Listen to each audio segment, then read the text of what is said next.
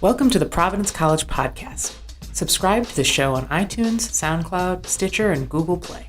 If you like what you hear, please review and share with others. Email podcast@providence.edu with questions or comments. Go Friars. Hello and welcome to the Providence College Podcast. I'm your host, Matt Chittum, and I'm joined as always by PC producer and videographer Chris Judge, class of '05. Here at the Providence College Podcast, it's our job to bring you interesting stories from inside the Friar family. And today we are very fortunate to have Cayleigh Griffin, class of 2014, with us. Cayleigh, thank you for joining us. Thank you so much for having me. I'm excited to be on.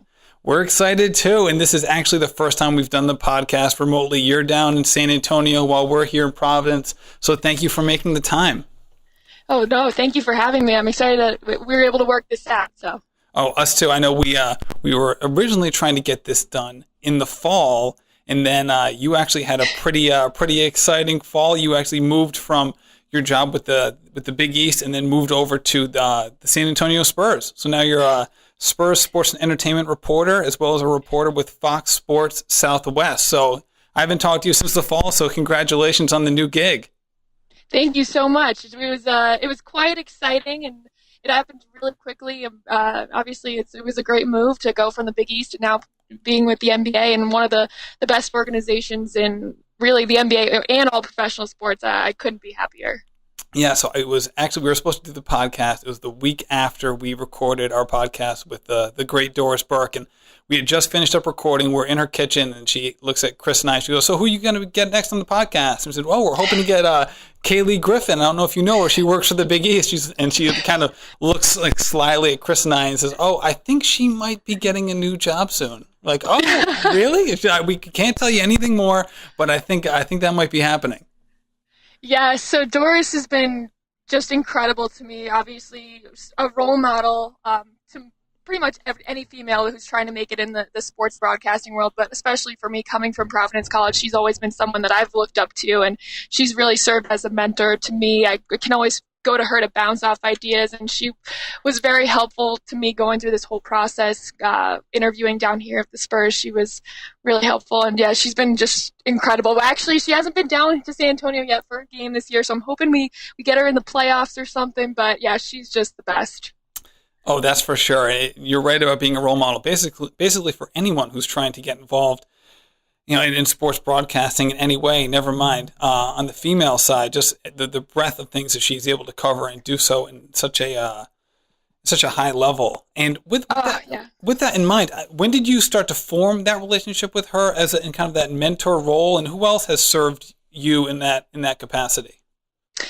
So I probably started really reaching out to Doris when I was a senior in college. She was one of the, obviously, alumni that I really wanted to get involved with, and she knows the industry like the back of her hand. So she was someone that I wanted to get in touch with. And she, so I'd say probably my senior year was someone that the first time I started working with her, and just, she's so busy. So when I just feel fortunate enough that when I reach out to her, she's always there to help, and it's been really great. Around the industry, though, it's pretty amazing, because as a female, you think that you might struggle a little bit since it's just such a male-dominated role. But for me, a lot of the females that work in this industry, they really want to support each other. And it's been really cool for me to see that. The other day we had the Warriors in town, and their sideline reporter, Raz Golden-Mude, she's amazing. She covered the Olympics. She's the Warriors. She does college basketball. She does NBA and TNT, and I just literally went right up to her and just wanted to tell her that, I really look up to her. She's done such an incredible job, and she was so receptive, reached right back out to me the next day, said it was so great to me. If I ever needed anything, feel free to reach out. And I think that's really cool. It's something that's, I think, unique in a sense to this industry, and especially with females in this industry. So what are some of the things that they're able to either guide you with or help you in your own career? I think for me, I'm still so young in this industry that I'm still just working on basically my delivery, little things like that. But they're always there just to kind of give advice, because they've been through it. They've experienced these big games, these big moments, dealing with coaches, players. And I think any question that I have, just, being still very new and fresh in the industry, they're able to kind of give me some guidance, anything at all, really. It's been cool because for me, the NBA is a totally different beast. So it's been awesome to just have these people around me that are willing, any questions at all that I have, from basic traveling to dealing with players, they're able to just give me some basic advice. Yeah. So to kind of touching back on the gender part, you said like in this industry as a woman, it can be hard. Would you mind elaborating on that? What are some of the harder aspects of the job, especially when it comes to being a female in this industry? I think it's honestly just, gaining the respect. I think when people see a female in the NBA, they always kind of question, like, what do they know? And for me, I grew up playing basketball my entire life. My mom played at Providence, actually, and so basketball has been in my blood since I was born. And for me, just being here, being in this role, I always want to make sure that I put myself in the spot where what I'm saying is meaningful and people know that, okay, she knows what she's talking about. She's not just out there to just stand there or whatever. And so for me, that's always been really important to me, is always to be prepared. And so that when I am on the sideline or doing something like that, people are like, all right, she knows what she's talking about. Right, and for a lot of the people who know you through your previous job with the Big East, and we can touch on that in a second, they might not know you in this current role just because they might be in the Northeast right now. They don't get to see a lot of you on TV. What is your current role made up of? So I am the Spurs digital reporter, but I also serve as Spurs Sports Entertainment. So under Spurs Sports Entertainment, we have the San Antonio Spurs, we have the San Antonio Stars, which is our WNBA team, San Antonio Rampage, which is an AHL hockey team, and there's also San Antonio FC, which is our soccer team, USL soccer team. And so depending on what's going on, I could be reporting on any of those franchises, and also with that, I work with Fox Sports Southwest during Spurs games, and I've also covered the Austin Spurs, which is our D-League team, and I'll be doing San Antonio Stars sideline throughout the WNBA season as well. Holy cow, that is quite a lot. So it's good. No, it's good. It's busy, but it's good because it's kind of giving me all this exposure to not only basketball, but doing hockey and, just being around these other organizations as well. And it just keeps you well-rounded. And for me as a 24-year-old, I want to, be doing as much as I possibly can. So do you obviously have a role when it comes to the televised broadcast? Do you have another role on the digital media side? Yeah. So I am essentially, I was hired as their digital reporter, and with that, I've been integrated into the broadcast side as well. Got it. So you have a couple different, I guess, formats and forums in which you can, not only present yourself, but also, different stories within these various franchises. So how has it been for you getting used to either storytell or ask questions in all of these different models? It's been, I think, working for the Big East really prepared me for this, because when I was covering the Big East, I was covering all of the Big East sports. So it wasn't only basketball, it was soccer, it was volleyball, it was lacrosse, it was whatever they threw me in. I was track and field, swimming and diving, all these sports that I wasn't necessarily that familiar with, but had to learn. So for me, coming here and being a part of these franchises, I think that definitely helped me. And I think that was a big part of why they saw my potential here, was because of my wide range of coverage from the Big East. It's been great. I mean, coming from Providence, though, hockey isn't a big thing down here in Texas just yet. So coming from a school where hockey was so big and I was always at the games, that definitely has helped me just because I'm familiar with the game itself. And then obviously basketball is probably my first love. So that fell in pretty easily. Right. And I think going back to when you were at the Big East and also working in your current role, it's not the traditional reporter role where you're kind of telling the stories in a one-way fashion. You have this, social media interaction with different fan bases and people who might follow you personally, and people might follow the different teams on, whether it's, Twitter, Facebook, Snapchat, whatever's going to be coming up next. What is that like in terms of the fan interaction piece for you? I think that social media has been great. Honestly, for me in this industry so far, I feel like I've built a following just a lot because of social media, and people get to know you that way. And I think it is so important to be able to interact with the fans so they find a comfort with you, and they know they can, maybe not, maybe trust is the wrong word, but they feel like they're a part of it with you. And so it's been nice for me at these Spurs games. People will come up to me all the time like, oh my gosh, I follow you on Twitter. It's so great to meet you. And it's just a way to interact with the fans in a different level that might not have happened before. So I think there are definitely positives. I know there are negatives, but I see social media as positive in this sense. Right. You're right. It can be like a positive or negative, double-edged sword in a way. But at the same time, it seems like that this is, obviously the way the industry is going, kind of putting you out there in a way, and any broadcaster in a way that you can, have that, the connection with the fans, which also heightens the product that you're covering. So I guess when you're engaged on the social media side, how do you kind of thread the needle between being authentic and knowing kind of what to share and what not to share? Well, for me, I think with working for the Big East and now working for the Spurs, excuse me, I am representing a brand. I'm representing a team.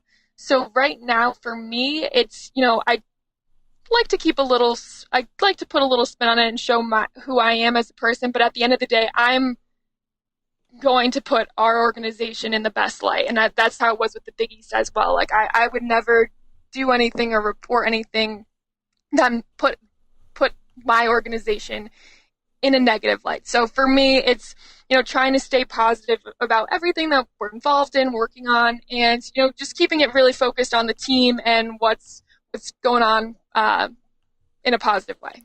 Right. And then you're in a role now that, is a pretty glamorous role. I mean, you're working obviously in pro sports, you're on TV, you're the face of a franchise for a certain cohort of the audience, which is a remarkable thing, especially for somebody who graduated from college just a couple of years ago. Yet at the same time, you worked really hard to get here. I'm looking at your resume right now, and it really is something else. Going all the way back to when you first started college. You really you busted your butt at a lot of different jobs that didn't. While what you're doing now was fairly glamorous, what you're doing before certainly could not be described in those terms. So could you talk a little bit about? I mean, even going back to like the Maury show and the Trisha show and things like that. Just what you started doing when you wanted to get your foot in the business, and what your mindset was when you started at that level.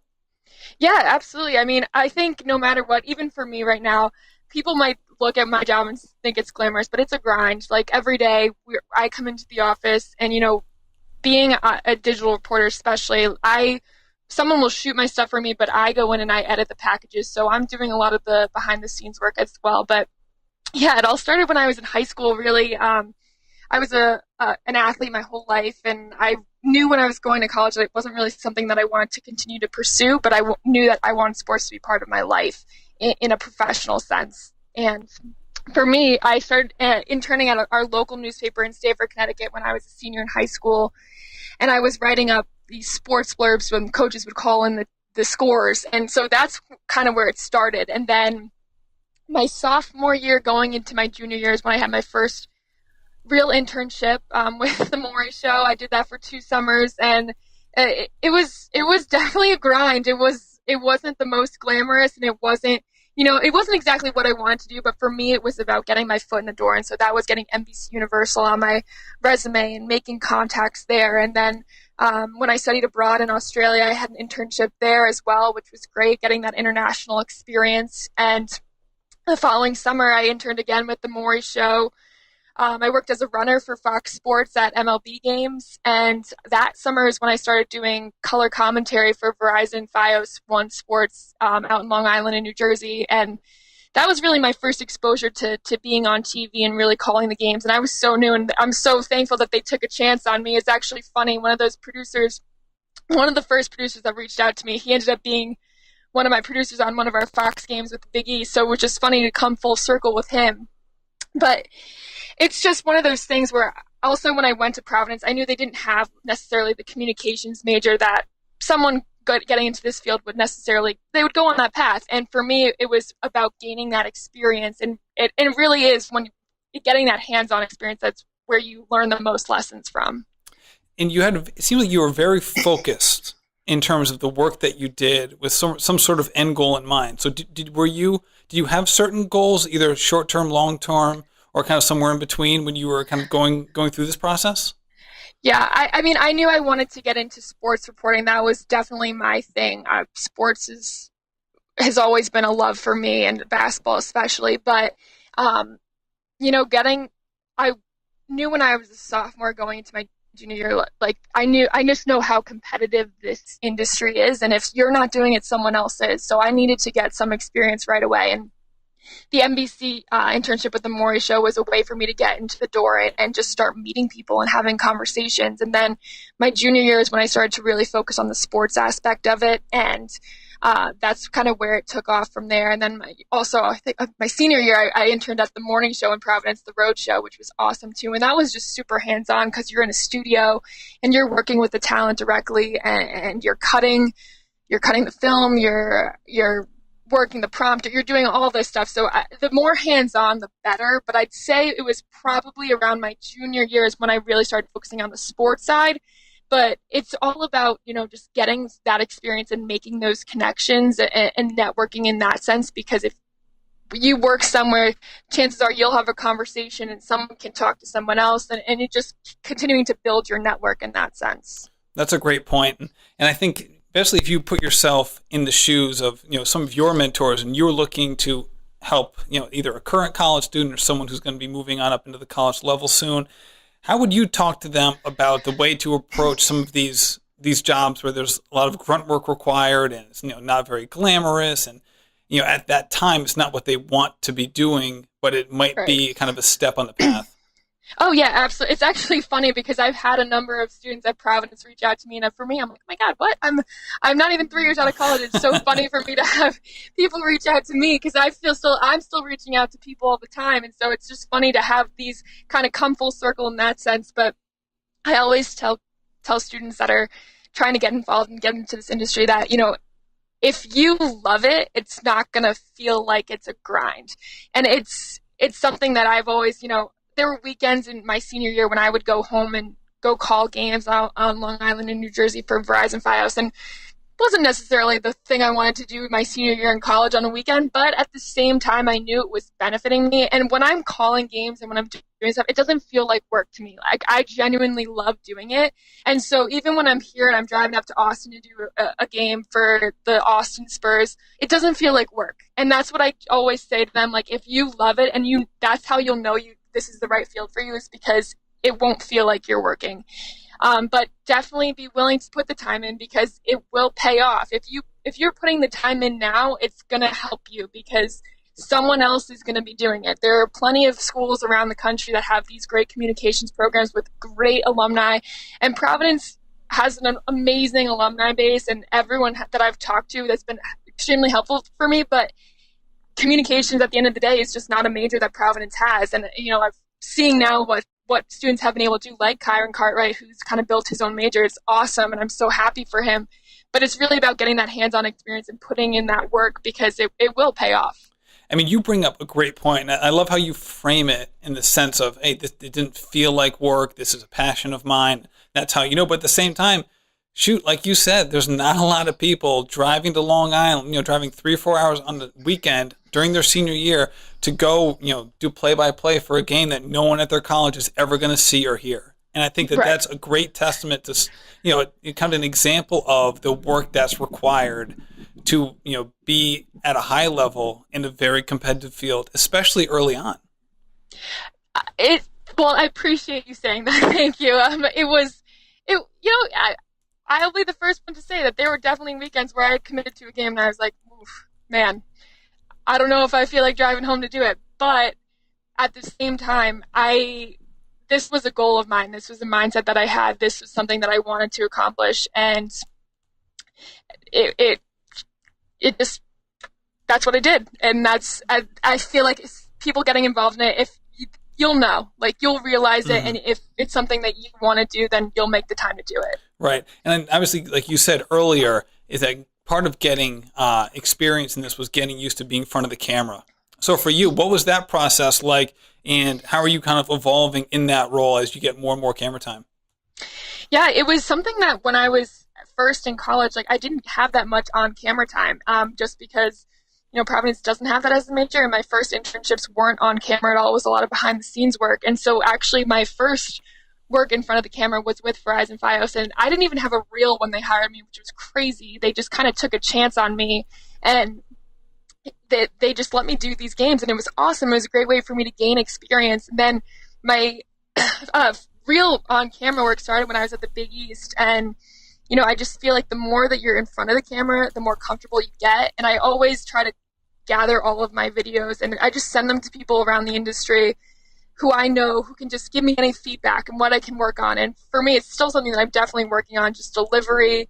And it's great to be in an organization here where I'm surrounded by so many great people in our broadcasting department and just other talent around here that can give me that feedback and tell me what I need to work on. And it's been awesome. So you've been very goal-oriented in the past, and obviously you've achieved a lot in a very short period of time to kind of achieving those goals. Would you have any other goals in mind, whether it's in the short term or long term? I definitely have other goals. I'm pretty happy where I am at the moment for my age and what I've been able to accomplish. It's been pretty incredible and pretty crazy to me. I mean, I know down the road, like my number one passion is college basketball. So one day I hope that I'll be on the sideline for the NCAA tournament. That's definitely a goal of mine, but I'm in no rush at the moment. I'm very happy where I am, and I love being part of the Spurs organization. It's been pretty incredible. I can imagine, especially this year, as the Spurs are vying for the number one seed in the West with the Golden State Warriors team, and it must be for you got the Big East last year, and Villanova wins the national title for men's basketball. Obviously, you were a big part of that in terms of covering that season, and obviously they had a very special season that culminated in the game-winning shot in the NCAA tournament. And then this year, how the Spurs are working out, which isn't necessarily a surprise given the success the Spurs have had over the last 15 years has been pretty consistent. But it must be, you've really been pretty fortunate with some of you being a part of some very winning teams and winning programs. Yeah, I definitely have been pretty lucky. I know it was funny when I was actually leaving the Big East. I was joking with my boss. I was like, yeah, well, we won the national championship, so I figured I'd move on now and, maybe hopefully get an NBA championship with the Spurs my first year too. So we'll see. Oh, funny. No, we're doing pretty well. We have we'll see what happens, but we're going steady right now, but you never know. Right. Well, I have to ask. So you're covering the Big East in a lot of different sports, but as a PC grad, the daughter of a PC grad as well. How can you approach those games and trying to kind of suppress the Friar bias a little bit? I will say it was tough. My bias did come out a few times. I know one of the first actual events I covered with the Big East when I started was when Providence men's soccer won the Big East championship. So that was hard for me to hold back. But I think once you're in the industry and you're around it, you're able to settle in, and it's kind of been nice for me now that I'm not there. I definitely have my PC roots coming out a little bit more, which is always fun because deep down you're always rooting for the Friars and hoping for the best, but you have to kind of stay unbiased. But now I can let it out a little more. There you go. And I see that you always try to highlight your Big East connections as they come through Spurs country. There's a lot more Big East connections here than I ever would have imagined. Well, first of all, the D-League head coach, Ken McDonald, is a Providence grad, so that was always fun when I got to work with him and see him. He's always yelling Friars at me, so that's always nice. And actually, one of the games I did, we were playing the Santa Cruz Warriors with Dante Henton, so that was pretty cool to see him again. But it's funny because the Providence alumni base is so much bigger than you think for being such a small school. I feel like I'm always running into Friars, and especially just the Big East in general now. I kind of built a relationship, I feel like, with a lot of the Big East schools and their fan bases as well. So it's been really cool for me to just see that. And San Antonio is a little bit different. There's not as many down here, but when you do see people, I know one of our interns was actually in Austin recently, and she was talking to this group of guys, and they're from New York, and she kind of on a whim was like, oh, do you know Cayleigh Griffin? And they're like, yeah, we're Friars. We went to Providence. So it was just so funny. She's like, oh my God, what the heck? There's Friars everywhere. I should have gone to Providence. I was like, you probably should have. There you go. Life lesson. But yeah, Well, I'll tell you what, Cayleigh, I really appreciate you coming on. I know how busy you are. Before we get going, is there anything you want to say to people who are considering kind of entering either the sports broadcasting field, or anyone who's really strongly trying to pursue their passions?